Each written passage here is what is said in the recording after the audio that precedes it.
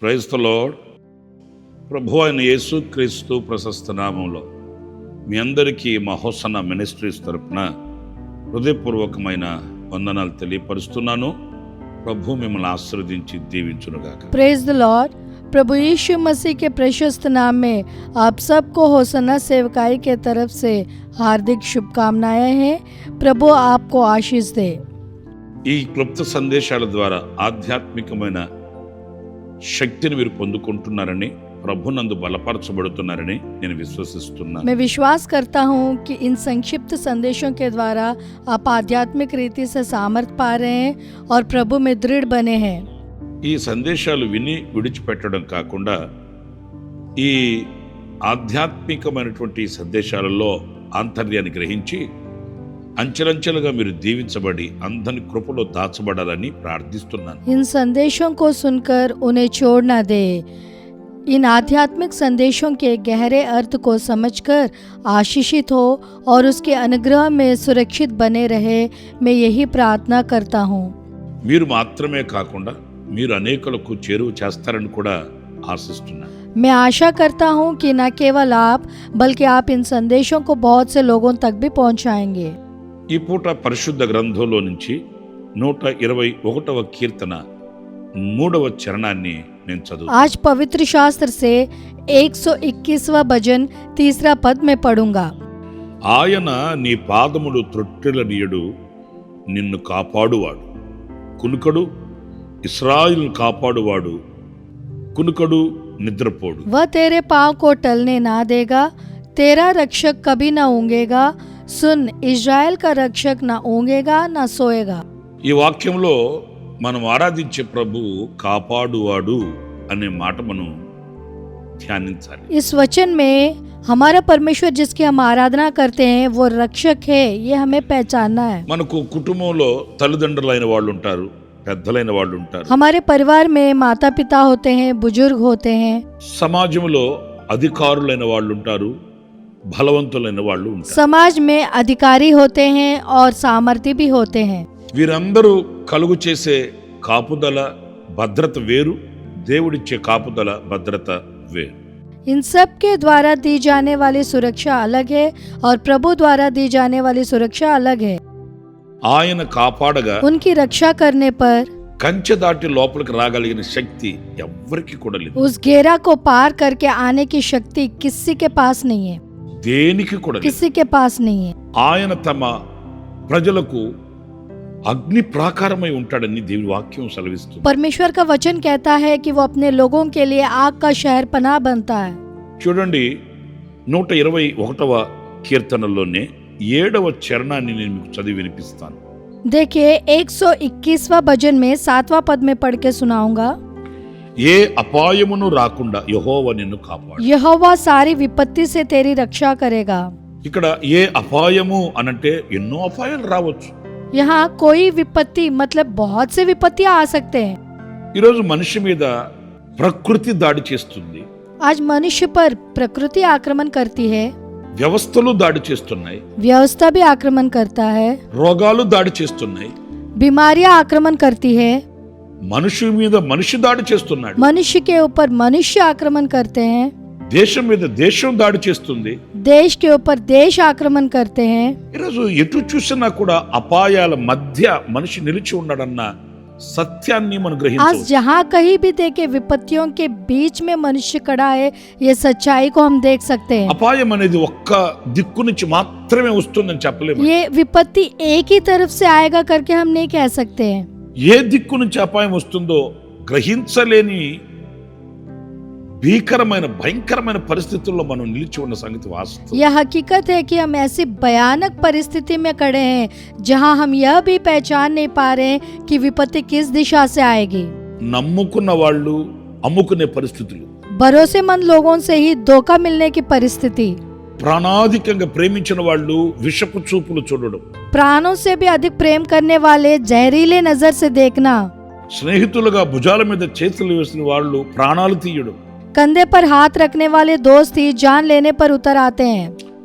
ఇలాంటి విపత్కరమైన పరిస్థితుల్లో మనం బ్రతుకుతున్నామండి. ऐसे विपत्तियों की परिस्थितियों में हम जी रहे हैं। ప్రేమని సహోదరులారా, हे प्रिय भाइयों, ఇన్ని అపాయాలు పొంచి ఉన్న పరిస్థితుల్లో ऐसी परिस्थिति में जहाँ कतरे गात लगाए बैठे हो, ఏ అపాయము మనకు రాకుండా ఆయన మనల్ని కాపాడుతాడు. कोई विपत्ति हम तक ना पहुंचे वह हमारी रक्षा करेगा, ఎందుకంటే ఆయన సర్వశక్తి కలిగిన దేవుడు. क्योंकि वह सर्वशक्तिमान परमेश्वर है। ఆయనకు అసాధ్యమైనదంటూ ఏమీ లేదండి. उनके लिए कुछ भी असंभव नहीं है। ఆయన చేయలేనిదంటూ ఏది ఉండదండి. ऐसा कुछ नहीं है जो वो नहीं कर सकते हैं। ఆయన అగ్నినేత్రములు కలిగిన వాడు. वो अग्निनेत्र वाला है। ఆయన చేతిలో తమ బిడ్డలను చెక్కుకున్నవాడు. वो अपने बच्चों को अपने हथेलियों पर खोद कर बनाया है। గొర్రెల వలె ఉన్న తమ బిడ్డలకు ఆయన కంచి వేసి ఉన్నవాడు. भेड़ों जैसे उनके बच्चों के चारों ओर घेरा बना के रखा है। అపాయమేమీ రాకుండా కాపాడుతాడు. उनकी रक्षा करता है ताकि कोई विपत्ति उन पर ना आए। అంత మాత్రమే కాదు, ना सिर्फ उतना, సమూయేలు రాసిన మొదటి గ్రంథం 2వ అధ్యాయం 9వ వాక్యంలో చదివితే, समूएल का पहला पुस्तक 2 अध्याय 9 वचन पढ़ने से, తన భక్తుల పాదములు త్రొట్టిల్లకుండా ఆయన వారిని కాపాడును. वह अपने भक्तों के पाँवों को संभाले रहेगा। పాదములు తొట్టిల్లకుండా కాపాడుతాడండి. पाँवों को संभाले रहेगा। ఈ విశ్వాసపు యాత్రలో మనం సాగి వెళుతున్నాం. इस विश्वास की यात्रा में हम आगे बढ़ रहे हैं। గమ్యం చేరుకోవడం అనేది శ్రేష్టమైనదండి. मंजिल तक पहुंचना बहुत उत्तम बात है।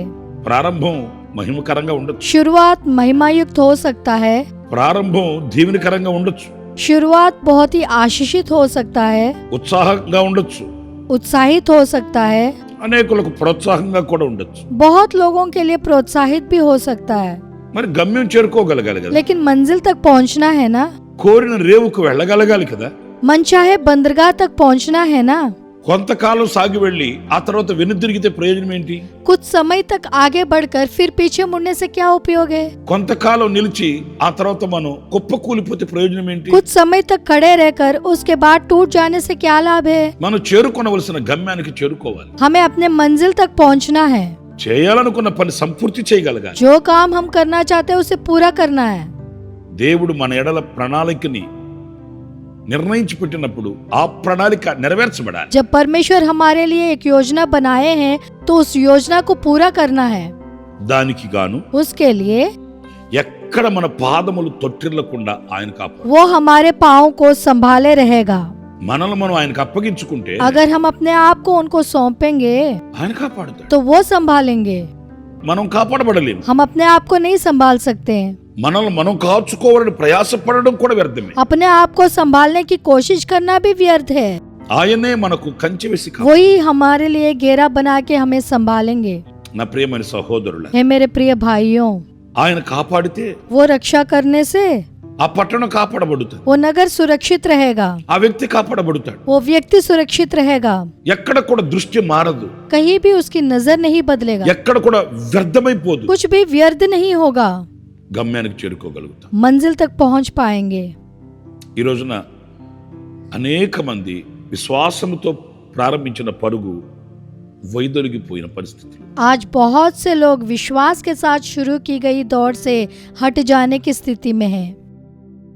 ఈ రోజున అనేక మంది ఓర్పుతో, నేర్పుతో, సహనముతో, సంతోషంతో సాగి వెళుతున్నారంటే आज बहुत से लोग सहनशीलता से, धीरज से, आनंद से आगे बढ़ रहे हैं। इसका मतलब విశ్వాసం కాపాడబడి పరిశుద్ధతలో నిలిచి विश्वास को संभाल कर पवित्रता में खड़े होकर ఓర్పుతో, నేర్పుతో ఉన్నారు అనంటే सहनशीलता और धीरज से है, मतलब వాళ్ళ శక్తి, వాళ్ళ భక్తి కాదు. उनकी शक्ति और उनकी भक्ति नहीं है। దేవుడు వాళ్ళని కాపాడుతాడు. परमेश्वर उनकी रक्षा कर रहा है। ఆ దేవుడే మనల్ని కాపాడుతాడు. वही परमेश्वर हमारी भी रक्षा करेगा। మన పితరుల జీవిత చరిత్రలు మనం చదువుతాం. हमारे पितरों के जीवन के इतिहास में हम पढ़ेंगे। అగ్ని వంటి శోధనలు వాళ్ళకి కలిగినప్పుడు వాళ్ళు కదిలిపోలేదు. आग के जैसे क्लेश होने पर भी वो हिले नहीं। సింహాల బోను వంటి శ్రమలు కష్ట నష్టాలు వాళ్ళు ఎదుట నిలిచినప్పుడు వాళ్ళు కృంగిపోలేదు. सिंहों के मांस जैसे क्लेश और मुश्किल मुसीबत परिस्थितियों में भी वो टूट नहीं गए। परमेश्वर उनकी रक्षा करते आए हैं। ఆ దేవుడు ఈనాటికి సజీవుడు. वो परमेश्वर आज भी जीवित है। ఆయన మనకు తోడుగా ఉండడానికి దిగి వచ్చిన वो ఇమ్మానుయేలు. इम्मानुएल है जो हमारे साथ रहने के लिए उतर आए हैं। ఆఖరిగా మరొక మాట కూడా నేను మీతో చెప్తాను. आखिरी में एक और बात मैं आपको बताऊंगा। సంఖ్యాకాండం 6వ అధ్యాయం 24వ వాక్యం. गिनती 6 अध्याय 24वां वचन। యెహోవా నిన్ను ఆశీర్వదించి నిన్ను కాపాడును గాక. यहोवा तुझे आशीष दे और तेरी रक्षा करे। ఆయన ఆశీర్వదించి కాపాడు. वो आशीष देता है और रक्षा करता है। ఈ మాట కొంచెం మనకు ఆశ్చర్యాన్ని కలిగిస్తుంది. ये बात हमारे लिए थोड़ा आश्चर्यचकित की बात है। ఆశీర్వదించి కాపాడడం ఏంటి आशीष देते हुए रक्षा करना क्या? అంటే ఆశీర్వాదము ఇస్తాడు, इसका मतलब आशीष भी देगा కాపుదల ఇస్తాడు. और रक्षा भी करेगा। కొన్ని సందర్భాలలో దీవించబడిన తర్వాత ఆశీర్వదించబడిన తర్వాత కొంతమంది దేవునికి దూరం అయిపోయే ప్రజలు ఉన్నారండి. कुछ संदर्भ में परमेश्वर से आशीष पाने के बाद परमेश्वर से दूर होने वाले लोग भी है। మరి కొంతమంది స్థితి మారగానే వాళ్ళు దైవ కృపకి దూరం అయిపోయే సౌలు వంటి అనుభవం కలిగిన వాళ్ళు ఉన్నారు. कुछ लोग स्थिति बदलने के बाद परमेश्वर के अनुग्रह से दूर होने वाले सौल जैसे अनुभव वाले भी है। అలా కాకుండా ఆయన కాపాడు. हमारी रक्षा करता है कि हम वैसे ना बने। ఇందులో మరొక విధంగా మనం మాట్లాడుకోవాలనుకుంటే इसमें और एक रीति से अगर हम बात करना चाहते हैं तो కాపాడుటకు మాత్రమే శక్తి గల దేవుడు కాదు. ना सिर्फ रक्षा करने के लिए वो सामर्थ्य है, నిన్ను ఆశీర్వదించుటకు కూడా. तुम्हें आशीष देने के लिए भी।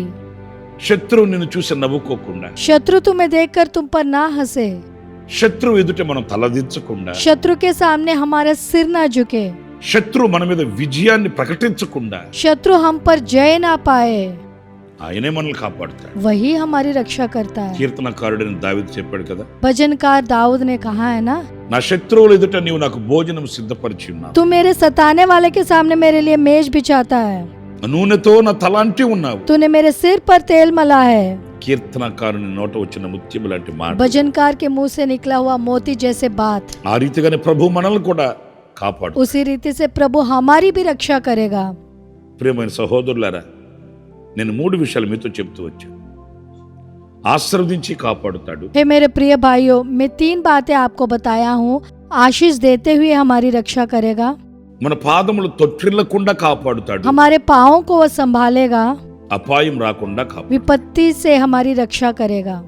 ఆ కాపాడే భద్రతనిచ్చే దేవునికి మనల్ని మనం हम अपने आप को वो रक्षा करने वाले और संभालने वाले परमेश्वर के हाथों में सौंपेंगे। తలలోంచి కన్ను. सिर झुकाकर आंख बंद करिए।